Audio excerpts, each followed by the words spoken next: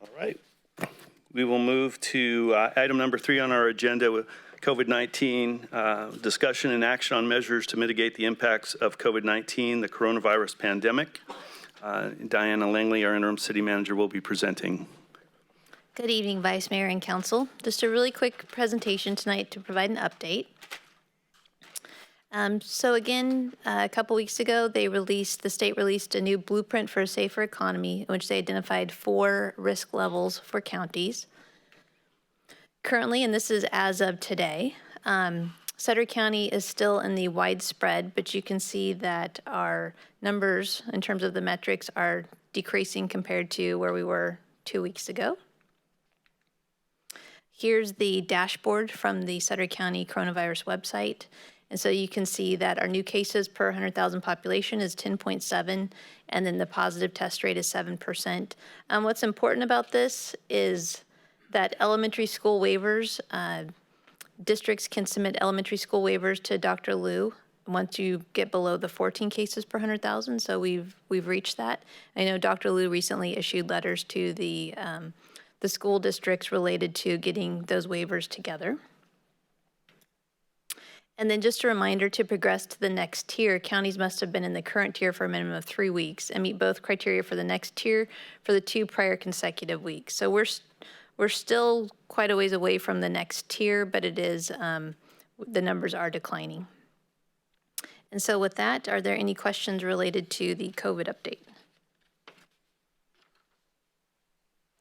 Through the mayor, I just want to say, Diana, that it's great news to hear that the schools are going to be able to apply for the waiver, at least for, what is it, K through 6, I believe, right? Either K through 6 or K through 5, but I think it's K through 6, yeah. Yeah, so I mean, I think that's, from what I understand, they're already in the process of putting those together to get that waiver going. Yeah. So that's good news, thanks.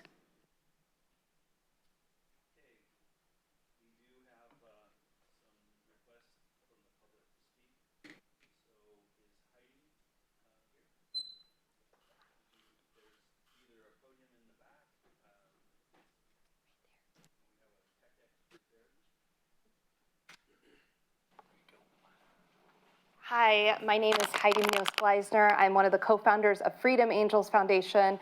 We're an organization that works across the nation, but specifically we as a founders all are here in California.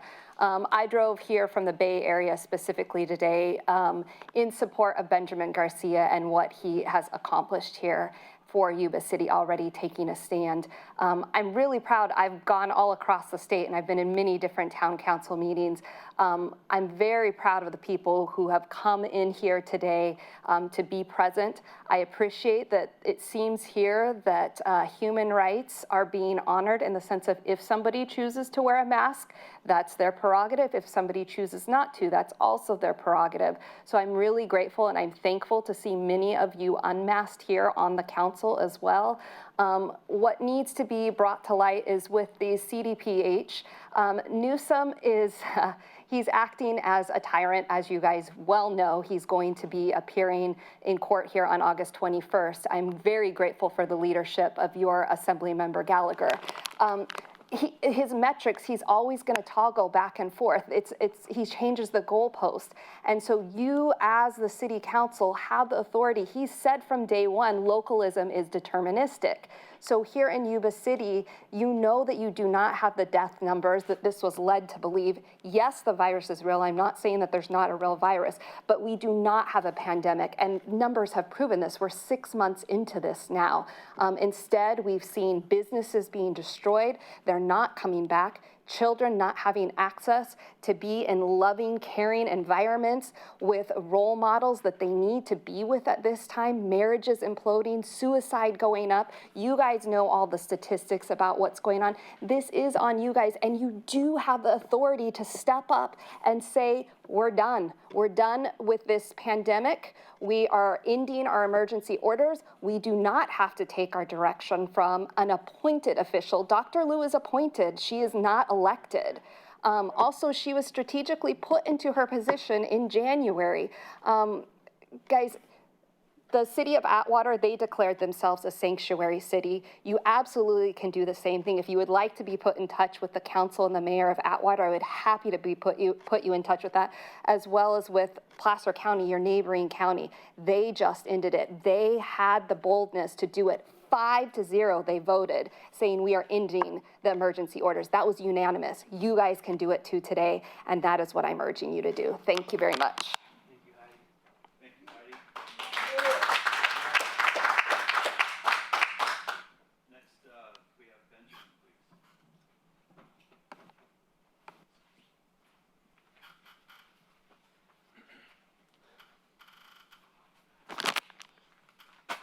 Good evening. How much time do I have? I've prepared. I mean, if I could get through the whole thing, I'd appreciate it. It's maybe I timed myself. It was like, I think a little over, maybe almost 5 minutes. 3 minutes? Okay, well, I'll get where I can get.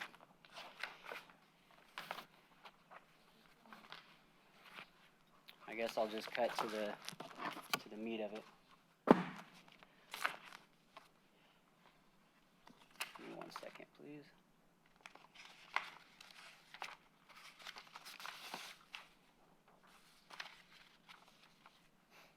Initially, I will say that the concern for safety caused a lot of people to respond quickly and altruistically to the shutdowns. We were told that we needed to do our part to keep strain off the hospitals because they were going to be overrun with COVID-sick patients. This turned out to be false, so much so that the ship's Mercy and Comfort were not even utilized to the 10% capacity, and hospitals began laying people off because there were no patients. Instead, Governor Newsom knowingly and willingly put COVID-sick patients in nursing homes with the most vulnerable. In terms of how much we know about the virus today compared to how much we knew when we first shut down, we know a lot more.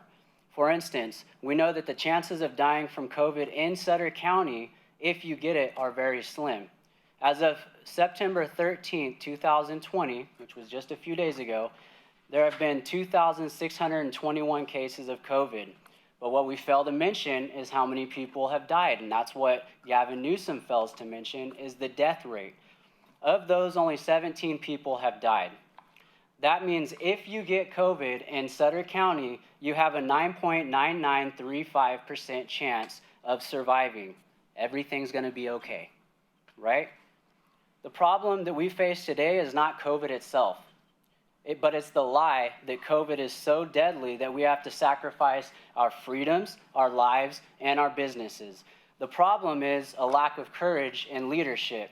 The problem is we were told under the guise of safety that we need to commit economic and social suicide, but there's one problem with your safety concerns. They lack common sense, period. You must admit COVID is no threat. There's no pandemic that's widespread and sweeping the streets of our cities, leaving dead bodies lying on the sidewalks.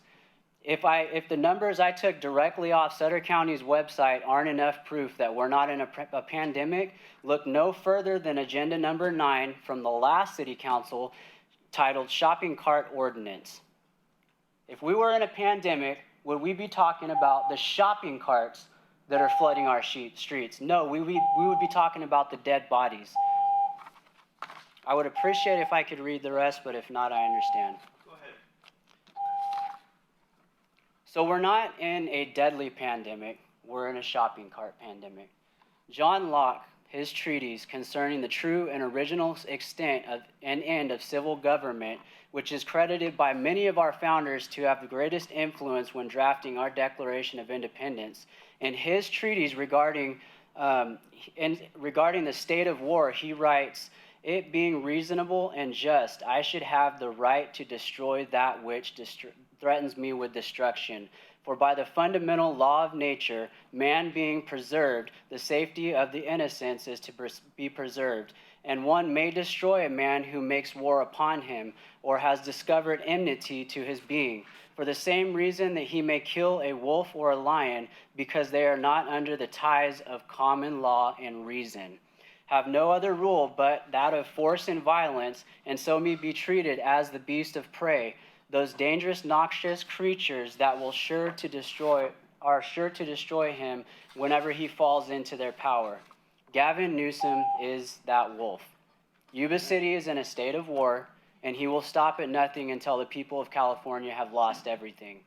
His blueprint for reopening may be under the guise of safety, but it's not reasonable. I'm one sentence away, and therefore it must be ignored.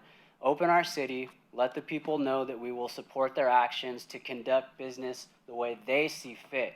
Have courage, stand up, and earn your reelection. Thank you.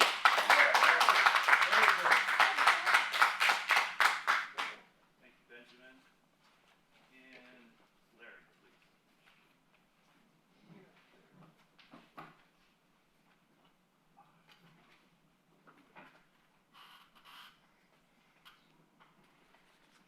Thank you, Vice Mayor and City Council, for allowing us to speak this evening.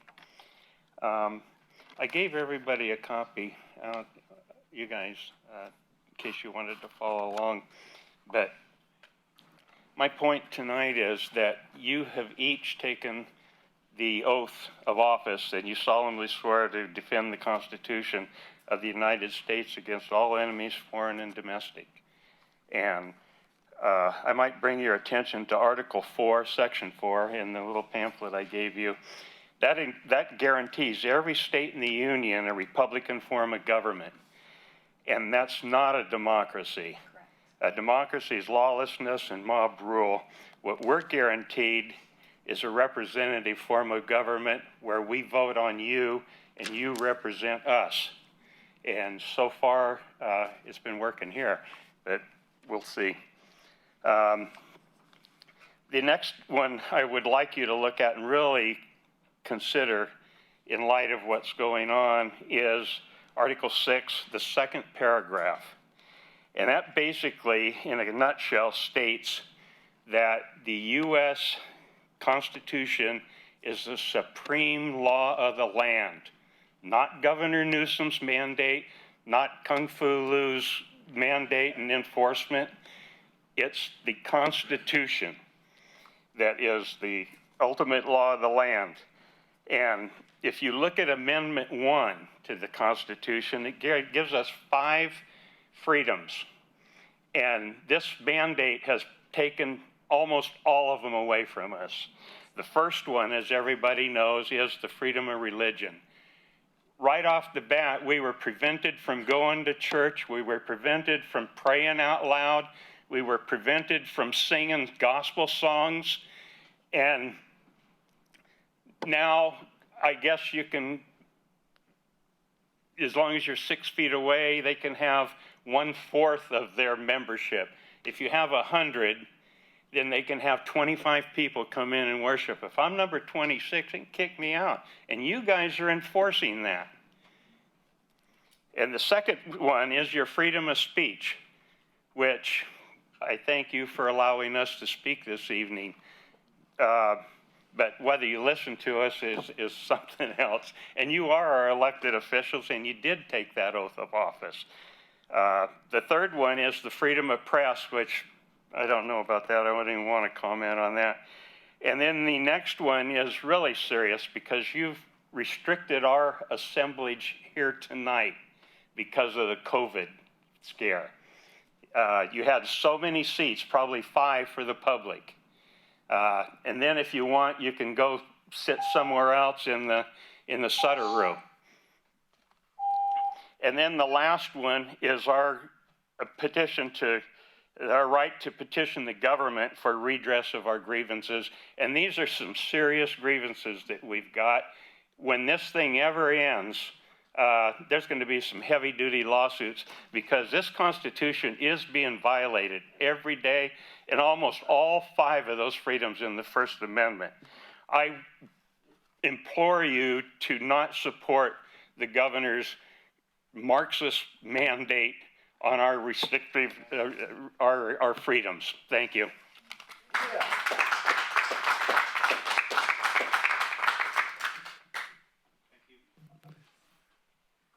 Any comments from the public on item 3? None received. Okay. Anybody else? Okay. Sure. Yes, sir.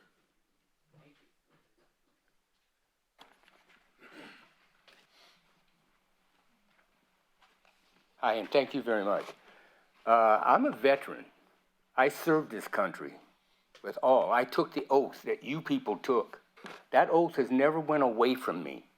And it upsets me so much in my heart to see people in our government that have taken that oath and they have no idea what it is. My question is, why, when you take an oath, do you not stand up for that oath and give the people that elected these people to represent us, give us an opportunity to live our lives as we see fit, not as they see fit. If they follow our Constitution to the letter, which it should be, we will be the free nation that we are. Otherwise, we're going to lose it all. And I implore you people, please, it is up to you to straighten this out. It's up to you to take care of all of this that is happening. You don't have to listen to the tyrant people. You need to listen to the people that are being punished for no reason. And they need you to help us become the country and the nation that we live under God, not someone else, not a tyrannical person. And I implore you, please help us. The people need your help, and we need it now more than ever in our lifetime. And it's up to you to represent us as you took an oath to do. And thank you once again. Sir, could I just have you state your name? My name is Terry Thompson. Thank you, Terry. You're very welcome.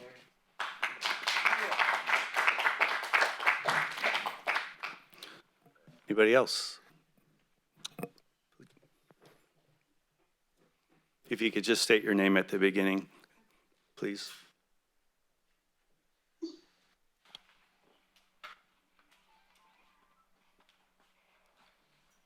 Hello again. My name is Harkiran Kaur, and I know that I am the unpopular opinion in this room. However, from what I believe, of course, I definitely understand. I think you mentioned about, mental health issues being a huge problem, and there's obvious loss in business, and that's just unimaginable for those people going through this. And I want to be a school psychologist someday, so I understand that kids being home is not the ideal. Sorry about that. Hold on for just a second so we can get them muted in the other room. For sure. Brad, if you can hear us, you guys are not muted. Sorry about that. Okay. It was.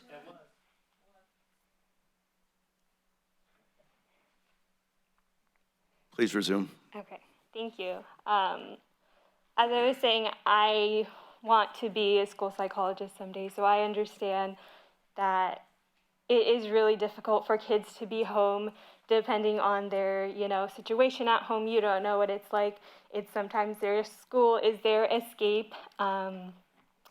But I think I also feel, coming from a family who has many healthcare workers within, and I'm sure others do as well, but from our family, I have a sister-in-law who's working in those ER rooms, who is seeing what is happening every day, especially in the beginning of the pandemic. It was very rough. It is still rough.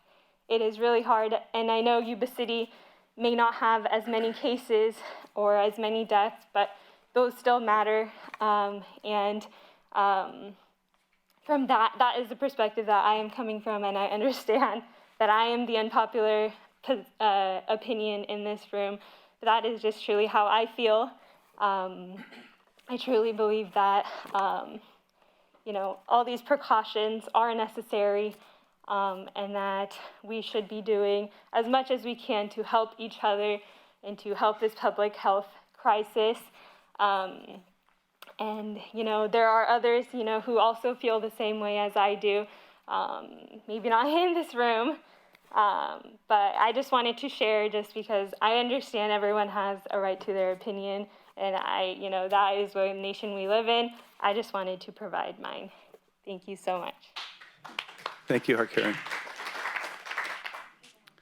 Okay. Anybody? Sure.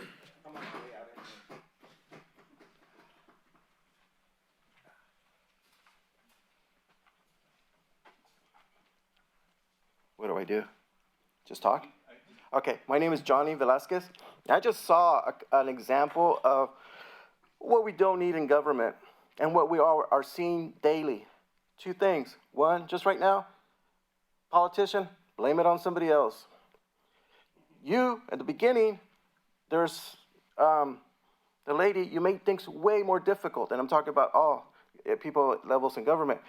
Instead of just handing it to her, reaching across and handing it to her, which everybody was telling you, you brought it around, made it difficult, came around, boom. As citizens, I just say, hey, do the common sense. Stop with the illegal orders, unconstitutional. We know that is. We got your backing. You're closer to us than the governor is. But he's illegal, unconstitutional. If a person can write a law without having to go through Senate bill or the House Assembly, how can it be a law? That's a dictator right there, And why are you following a dictator's suggestions, mandates, whatever you want to put in front of it? So are you in on it? Or will you be for, like what my brother said, to uphold that Constitution and the law of the land, supreme law of the land, I believe they said. And that's all I had to say. That's what I saw. But I got to go. I got a meeting. Thank you. Anybody else? Okay. Councilman Shaw, I think you had a comment. Yeah, thank you, Vice Mayor. Just want to say a few things. Sir, thank you. I'm a veteran as well. I've taken the oath now about 3 times for various duties and offices I have held. And you guys, everything you guys have said, every person, including you, ma'am, is correct tonight. Because we're not a democracy, we are a republic. I've gone through the courses. I knew exactly where you guys were going. The first right, or the First Amendment there, was the freedom of religion. And if you guys already know this, the Ninth Circuit Court's already turned that over. I will tell you now, I've been in church just about this whole time. And I know many of the houses of worship have been. I want to bring us a point of a couple of clarifications. Okay. Number one, you talk about the order. It's a county order. This council has controlled what we can control.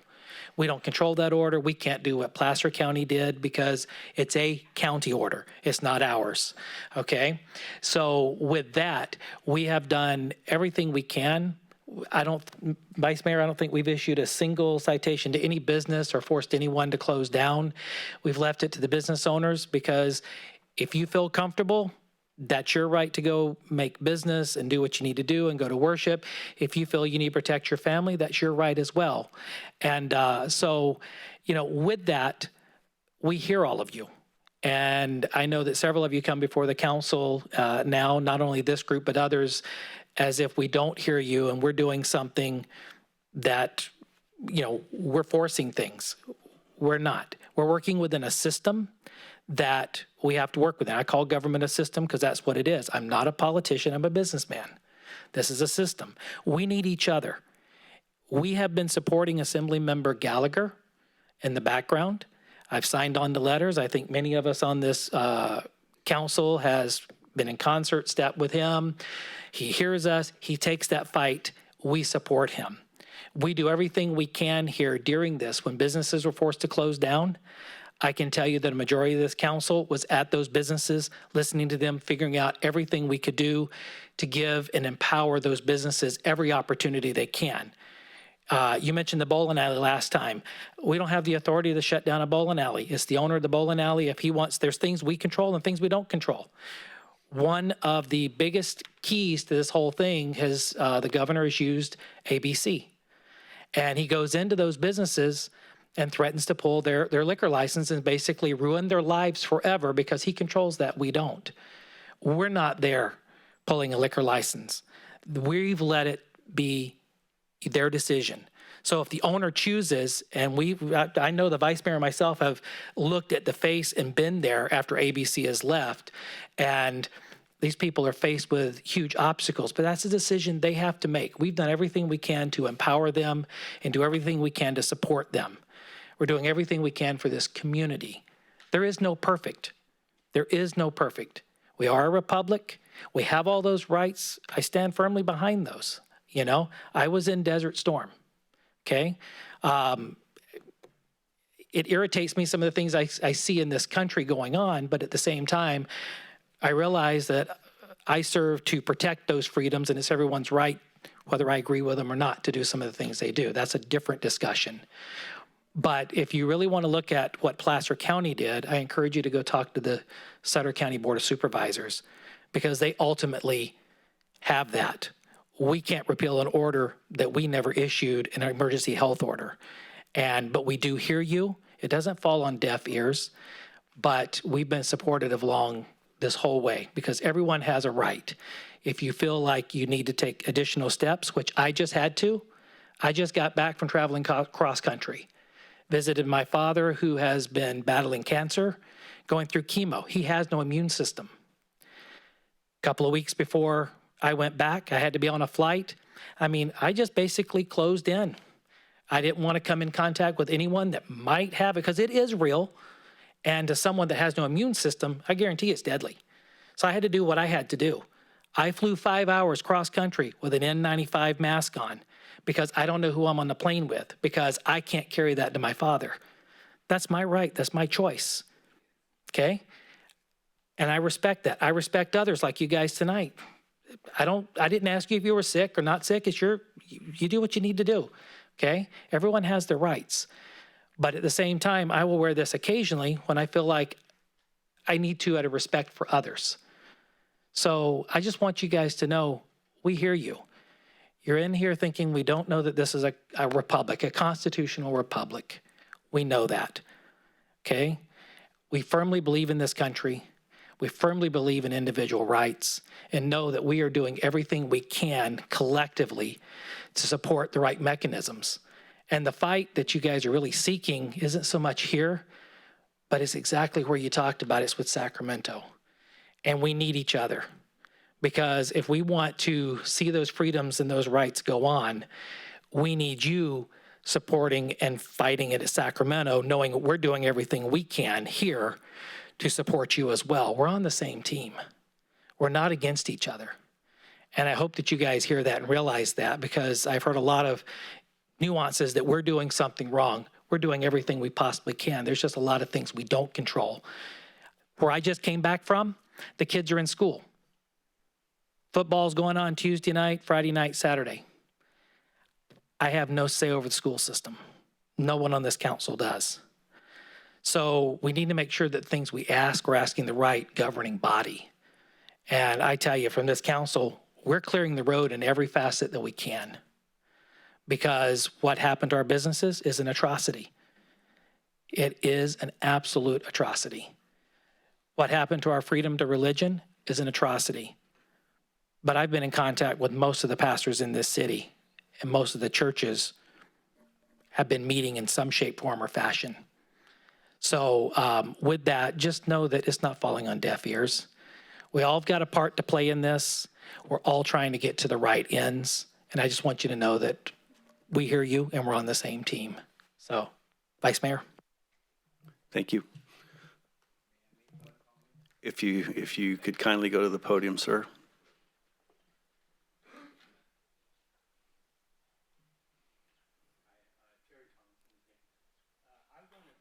I want to make it very plain that this is not a personal thing with you people. That it has nothing to do with our personality. It's just our country is being damaged. And we just need your help. We're asking for your help. But as far as being mad at you or directing things to you, no. We're simply here asking for you to tell us just what you've said. Where do we go? What do we do? How do we fix it? That's what you're here for, and that's what you're doing, and I appreciate that very much. Thank you. Thank you. No, that's okay. Please. Yeah, I mean, to be honest, it's good to have the public in the room here. So if you come in, we owe it to listen to you.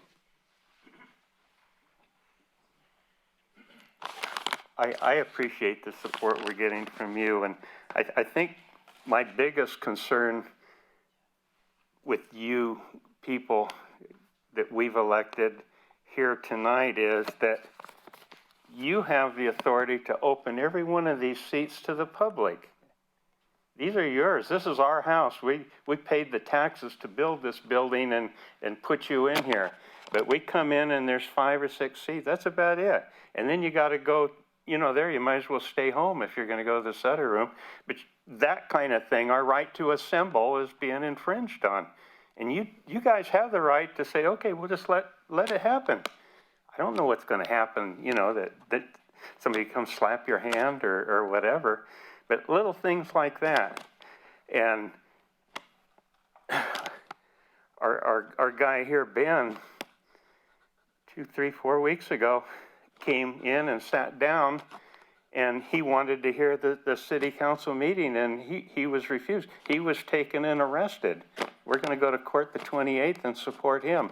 And it wasn't because of COVID, and it wasn't because of the mandate from the governor, because those aren't law. They aren't anything. So they get him with trespassing, which has nothing to do with COVID. And then they get him with resisting arrest because he refused to leave. Those things you do have control over. And our Sheriff Landon, who we really adore, has control over those things.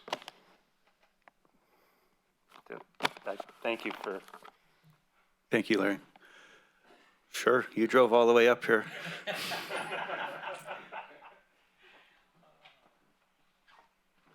Again, my name's Heidi Munoz-Gleisner with the Freedom Angels Foundation.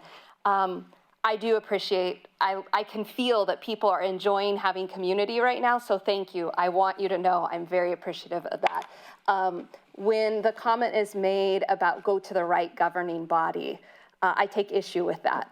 I work federal, state, county, and local. We all work together. We all are on the same team together. That is true. We do push back together. Atwater is a city council who stood, and I think you might be aware of it, but if you're not, like I said, I'm happy to put you in contact with Paul Crichton, the mayor of Atwater, as well as the whole city council. They had the courage to stand together. Merced County Board of Supervisors has not said that the emergency is over, but the city of Atwater stood together. So while I do appreciate, it is true, you guys have not shut down churches, because I actually drive up here to attend church because there aren't options in the Bay Area right now. So it is true, you are doing that correctly in the sense of I'm not aware of anybody doing any citations. So I do appreciate that. But you need to empower your businesses, your citizens, to all work together to then go to the county too, to put the pressure on with the county. But as a city, you guys can take a stand just to say, we're a sanctuary city, you can do it. So I just want to encourage you with that.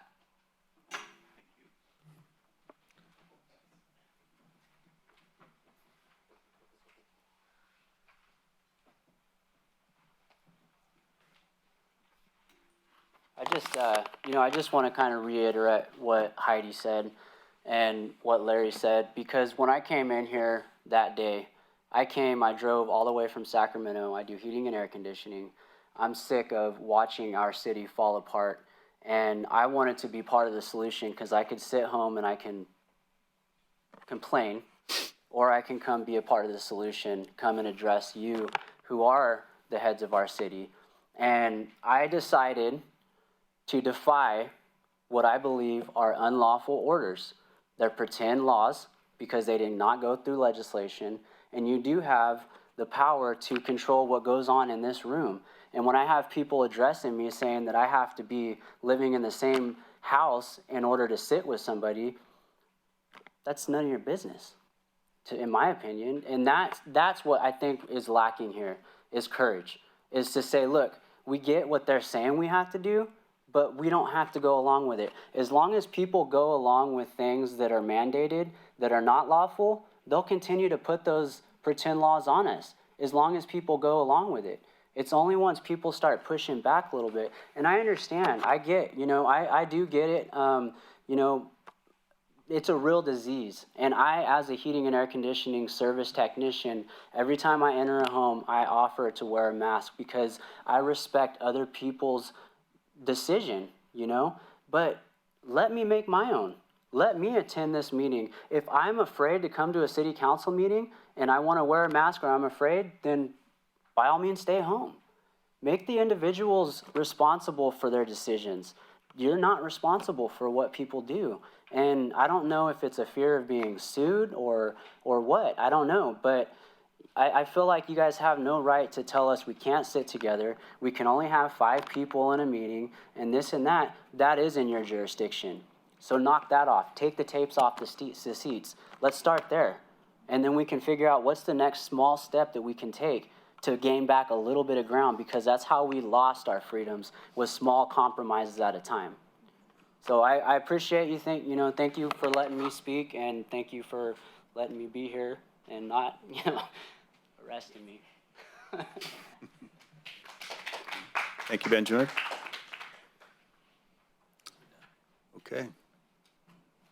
Okay. Thank you all for participating in the meeting.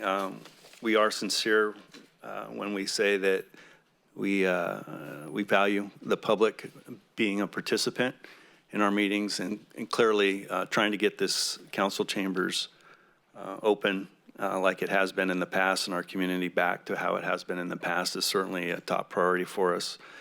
And it's not without its perils, as Councilman Shaw said. I think some of you may recall this city and this county were some of the first to defy the governor, and also the first to suffer the wrath of that.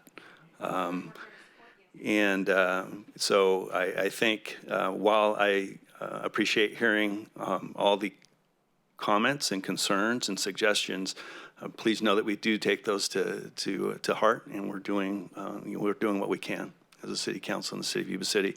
May not always meet your expectations, but please know that we're trying. Okay. Moving to item number 4, public communication. Vice Mayor, as you say that, I want to also add to what you just mentioned, sir, to say that even though you stood up in the unpopular discussion, that took a lot of courage for you to do that as well. So I just want to recognize that you were also listened, and the entire group. We do a lot of listening here, and I think that's probably one of the things that most of us could really benefit from doing more of that. Thank you. And let me follow up on that too, and thank you to those who have the opposing opinion for listening respectfully. Sometimes we see a lot of discord in the United States of America now when people have different opinions, and it was good to see that folks could speak their piece without freely without any hostility. So thank you for that. Thank you, Councilwoman.